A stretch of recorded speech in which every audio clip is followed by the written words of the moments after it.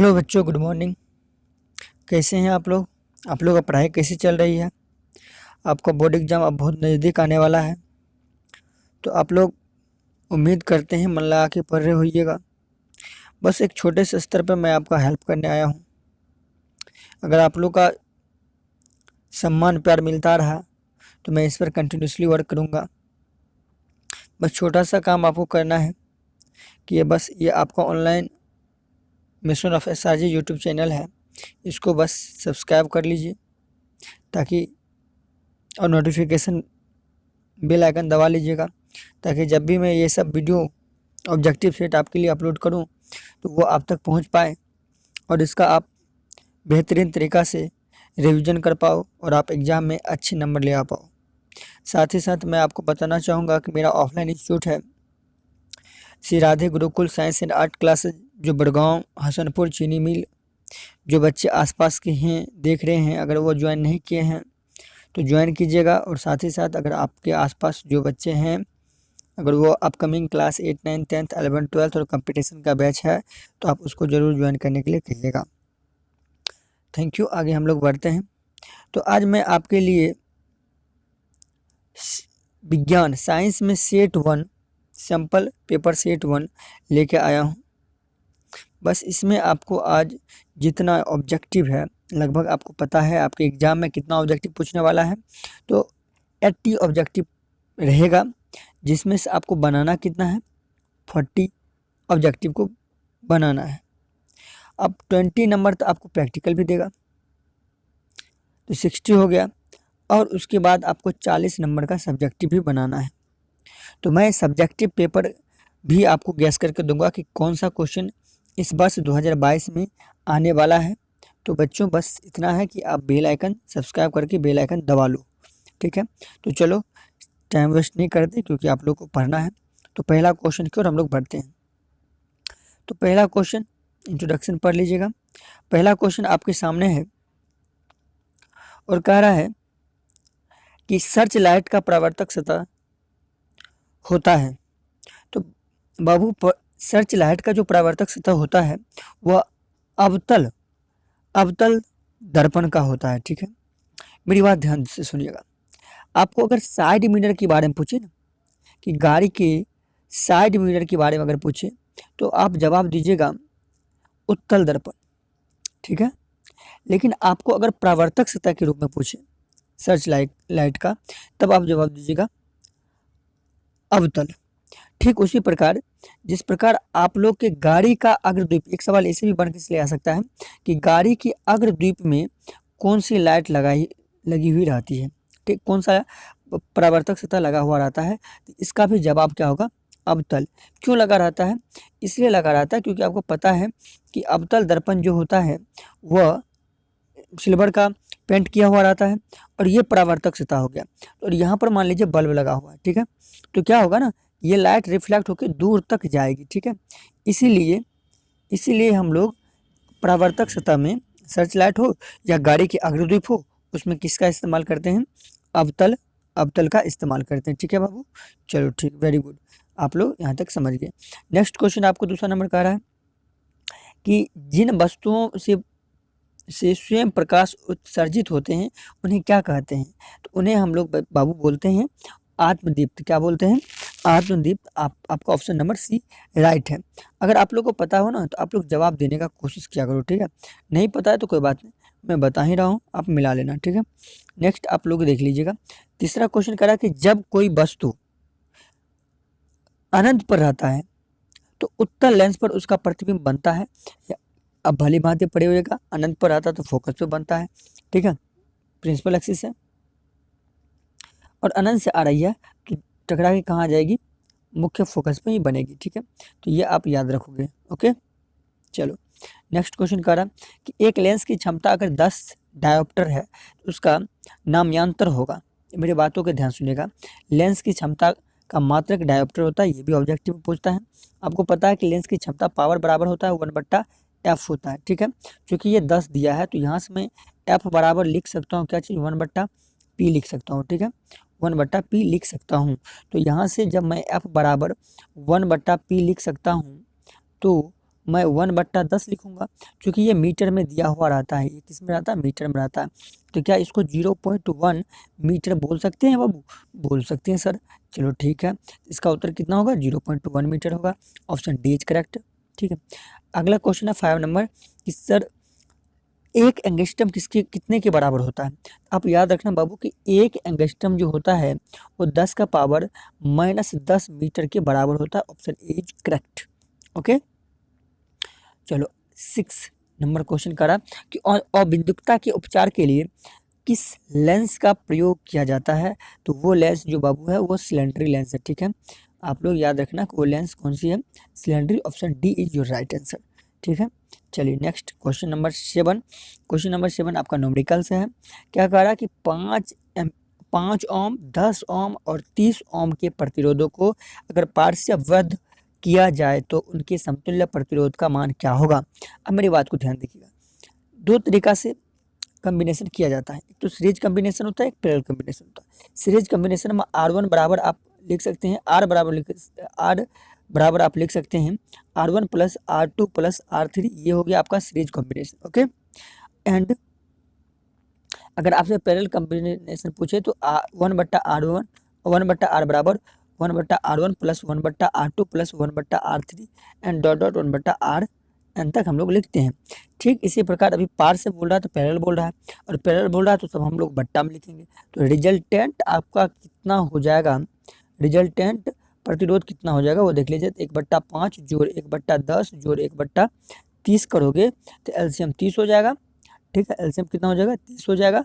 6 पंचे 30, 6, उसके बाद 10 या 30 और 30 से कम 30, तो 6 3 9 1 10, तो 10 बट्टा कितना हो गया? 30, 0 0 खत्म, ये 3 ऊपर जाएगा तो कुल मिला कितना आ गया? 3 आ गया। तो आपका सी करेक्ट आंसर है। ओके, चलिए नेक्स्ट क्वेश्चन नंबर 8। ये बड़ा इंपॉर्टेंट है, ये सब सवाल अगर आ जाए तो आप लोग को पता होना चाहिए कि सर इसमें यहाँ पर देख रहे हैं कि हम यहाँ पर रेसिस्टेंस जो है वो कितना है? 10.5 ओम है। यहाँ पर कितना है? 1.5 ओम है। तो कुल मिला के अगर हमें आपसे पूछूं आर कितना हो गया बाबू, तो बताइए कितना हो गया? तो 10 सर 11 1 12 ओम हो गया। कितना हो गया? 12 ओम हो गया। ओके, चलो उसके बाद वोल्ट कितना दिया है? तो सर वोल्ट दिया है।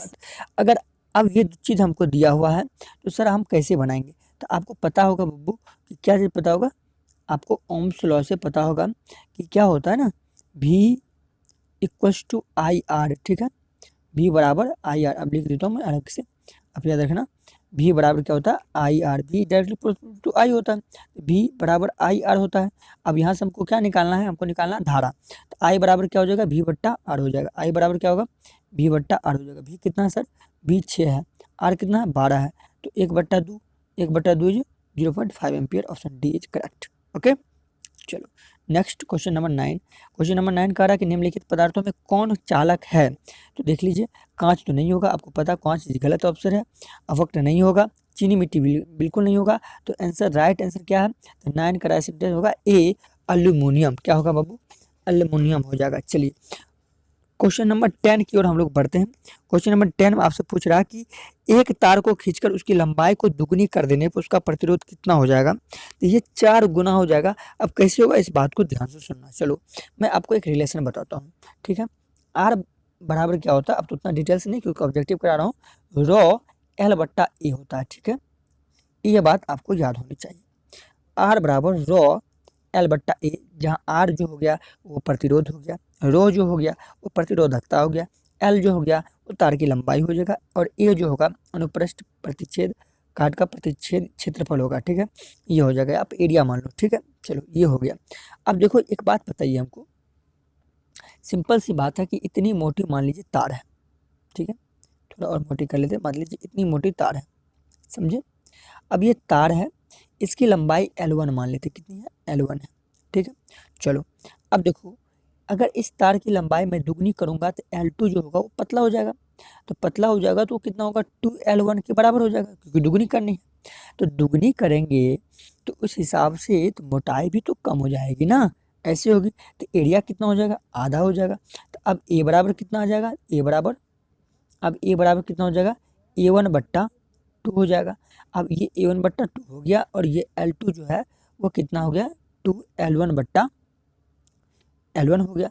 अब यहाँ पर रख दो, यहाँ पर 2L1 रख दें, ओके, और ये कितना होगा बट्टा 2। तो ये देखो, ये आप इस हिसाब से देखो, ये 2 जो है वो ऊपर चले जाएगा, दो दो कितना होगा 4, और रो L1 कितना है, रेसिस्टेंस है पहले वाला का, तो ये कितना हो जाएगा, कितना हो जाएगा 4 गुना हो जाएगा। ठीक है, अगर नहीं समझ में आया तो हमें बताइएगा, अगली वीडियो में फिर समझा दूंगा। ठीक है, चलो आगे नेक्स्ट क्वेश्चन नंबर क्या आ रहा है। चलो 10 का उत्तर कितना हो गया 4, ऑप्शन सी इज करेक्ट। चलो उसके बाद विद्युत मोटर की दिशा आधारित है, किस पर आधारित है, तो सी ऑप्शन करेक्ट है आपका, आर्मेचर के घूर्णन पर। किस पर आधारित है, आर्मेचर के घूर्णन पे। ओके, नेक्स्ट क्वेश्चन आप ध्यान से देखो।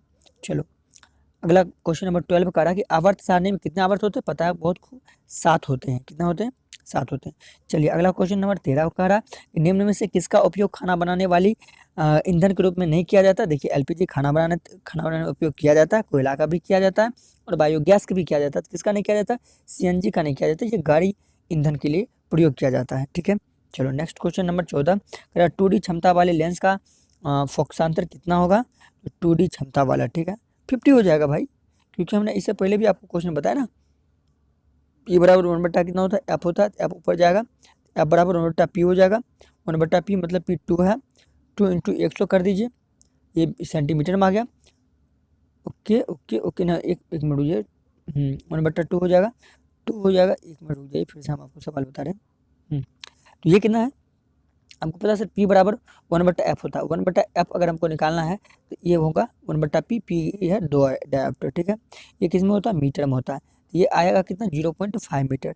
अब सेंटीमीटर में बदलेंगे तो 100 से गुना करेंगे। ठीक है, पॉइंट उड़ाएं, एक जो खत्म, कुल मिला कितना आया 50 सेंटीमीटर है। ओके, ये option D is correct, option D is correct, 14 का डी हो गया। 15 का एक एंगस्ट्रम का मान, इससे पहले भी हमने आपको बताया था, एक एंगस्ट्रम का मान कितना होता है, एक एंगस्ट्रम का मान होता है 10 के पावर -10 मीटर। ओके, पवन विद्युत जनित्र में पवन की चाल कम से कम होनी चाहिए, याद रखिएगा बब्बू, ये 15 किलोमीटर प्रति घंटा होना चाहिए। कितना होना चाहिए, 15 किलोमीटर प्रति घंटा होना चाहिए। आगे देखिए 17 नंबर पर, निम्न में से किस अणु में द्विबंधन नहीं है। देखिए ऑक्सीजन में डबल बॉन्ड होता है, पहला ऑप्शन तो गलत हो गया। बी, कार्बन डाइऑक्साइड में भी डबल बॉन्ड होता है। ठीक है, ये भी ऑप्शन गलत हो गया। ये वाला हम देखिए, इसमें भी आपको कार्बन कार्बन 1 2 3 4, इसमें भी तो डबल बॉन्ड होगा, ये भी नहीं होगा, तो द्विबंधन नहीं है, तो इसमें नहीं है, किसमें नहीं है, NH4। अमोनिया में नहीं है, ठीक है, अमोनियम में नहीं है ये डबल बॉन्ड, आप याद रखना। चलो ठीक है, अगला क्वेश्चन नंबर 18 क्वेश्चन नंबर 18 कह रहा है कि ओजोन मतलब O3 पूछ रहा है आपको, ओजोन के एक अणु में ऑक्सीजन कितनी होती, 3 होती। भाई हटाओ, खत्म करो कहानी। रासायनिक समीकरण SnCl2 + Cl2 क्या बन रहा है, SnCl4 बना रहा है, तो क्या हो रहा है, तो इसमें ये क्लोरीन जो है ना इसमें जाके जुड़ रहा है, तो जुड़ रहा है, तो ये Cl2 ऑक्सीकारक हो रहा है, इसका मतलब B is correct answer, B हो जाएगा। ठीक है, चलो 20 नंबर क्वेश्चन कह रहा कि किसी वस्तु का प्रतिबिंब आंख के जिस भाग पर पड़ता है उसको हम लोग रेटिना बोलते हैं, option B is correct.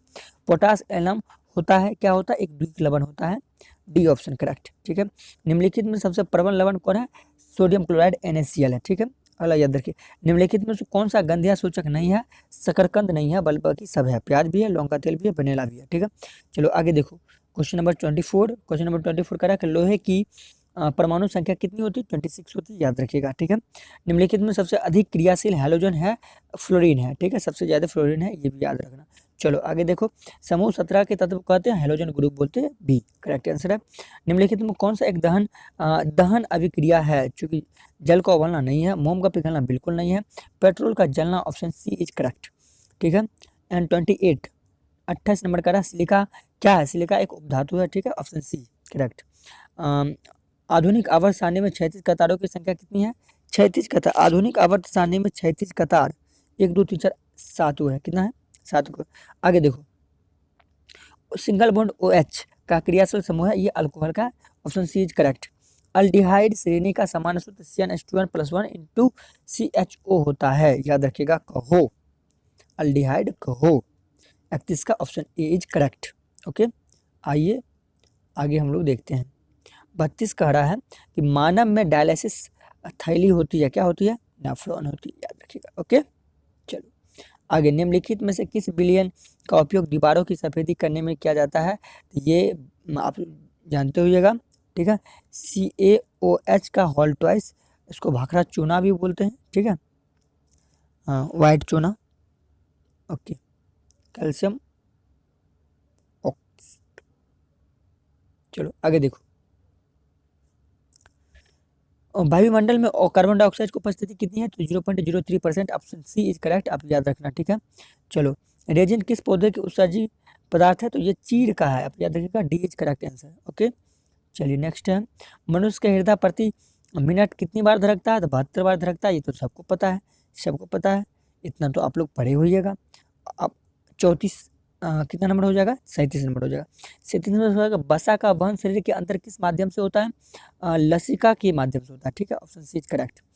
Next question है कि कवक में पोषण की कौन सी विधि होती है? तो मृतजीवी होती है कवक में। ओके, चलिए, कोशिका झिल्ली किस प्रकार की झिल्ली होती है? अर्धपारगम्य झिल्ली होती है, याद रखिएगा, सी ऑप्शन करेक्ट है।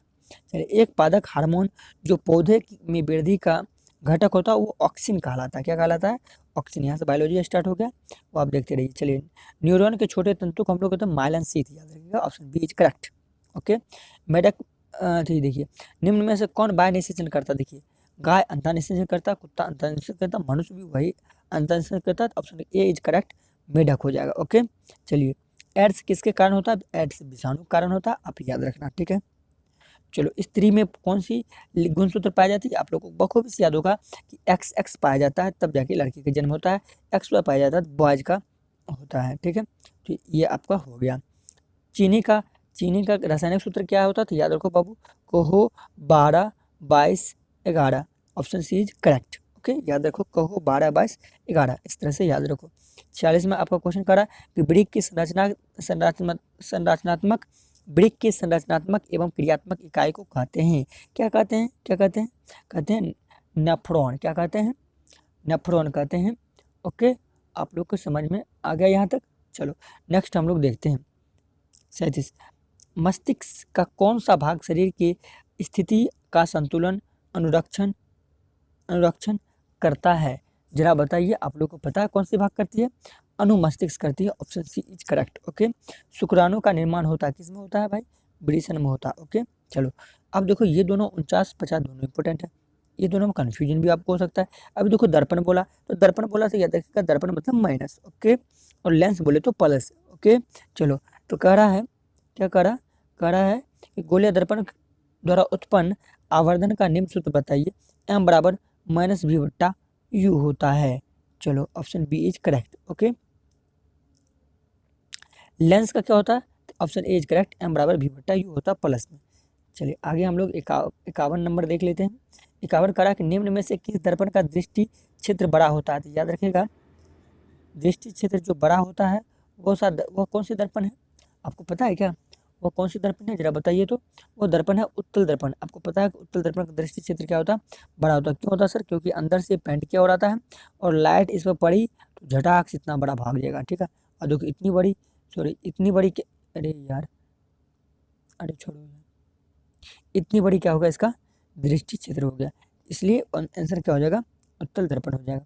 नेत्र लेंस किस प्रकार की लेंस है? नेत्र लेंस में आपको पता है कि ये उत्तल लेंस लगा हुआ रहता है। नेत्र गोला की लंबाई 2.3 सेंटीमीटर, सबको याद रखना। ओके, तारों का टिमटिमाने के कारण क्या है? तारों का टिमटिमाना है वायुमंडलीय अपवर्तन के कारण है, ऑप्शन ए इज करेक्ट। इन धनुष का बनना किस किस, देखो इस यहाँ पर पूछ रहा है किस किस प्रकाश की घटनाओं पर डिपेंड करता है? अपवर्तन, परावर्तन, बढ़ने विक्षेपण, सभी पर करता है, ऑप्शन डी इज करेक्ट, ठीक है। चलो आगे देखो 56 नंबर, कांच के प्रिज्म में कितने पृष्ठ होते हैं? तो कांच के प्रिज्म में कितना पृष्ठ होगा आप लोगों को पता है क्या? यस, कितना? 5, बिल्कुल सही।